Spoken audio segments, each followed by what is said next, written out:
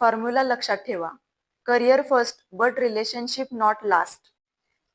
आधी स्वतःला सक्षम करा, मग रिलेशनशिपमध्ये एंटर करा, मग दोघं मिळून फ्युचर बिल्ड करा. गर्ल्स आणि बॉईजसाठी खास मेसेज.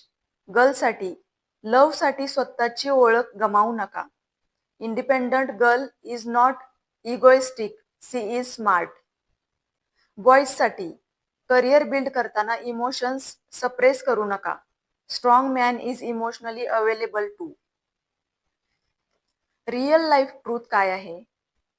जे लोक म्हणतात आम्ही रिलेशनशिपसाठी करिअर सॅक्रिफाय केलं, आज ते फ्रस्ट्रेशन मध्ये जगतायत, पार्टनरवर दोष टाकतायत, स्वतःवर विश्वास गमावतायत.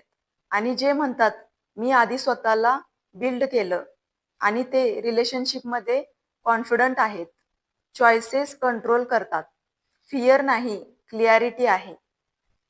आज डिसिजन घ्यायची घाई करू नका, कारण राईट पर्सन कधीच तुम्हाला तुमच्या फ्युचर पासून दूर नेणार नाही आणि राईट करिअर कधीच तुम्हाला प्रेमापासून रिकामं करणार नाही. स्मार्ट चॉईस म्हणजे स्वतःला फर्स्ट प्रायोरिटी देणं, कारण स्ट्रॉंग यू असेल तर रिलेशनशिप आणि करिअर दोन्ही सुंदर होतील.